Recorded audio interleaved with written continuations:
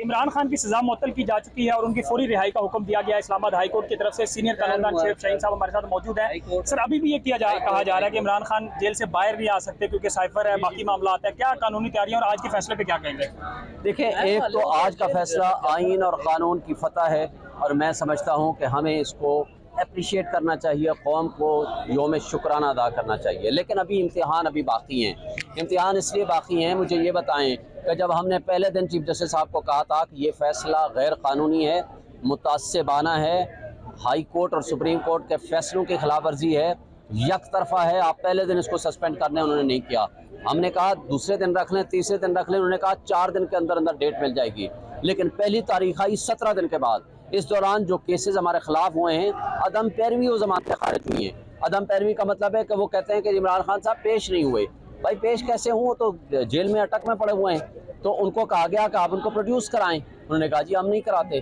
तो उसूल ये है, कानून ये है कि जिस पोजीशन से उनको गिरफ्तारी की गई थी उसी पोजीशन से उनको वापस रिस्टोर करें। और मैं समझता हूँ कि ये हाई कोर्ट की और सुप्रीम कोर्ट की जिम्मेदारी है कि उनको उस पोजीशन पे बहाल करें। क्योंकि अब मुझे बताएं कि 25 दिन अगर उनको फ़र्ज़ करो गलत तरीके से रखा गया जेल में, तो उसको कंपनसेट कौन करेगा?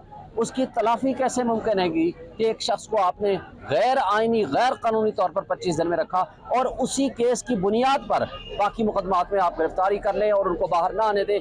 ये तो इंसाफ के साथ फ्रॉड हुआ। फिर ये इंसाफ ना हुआ, फिर तो इंसाफ के साथ ये फ्रॉड होगा।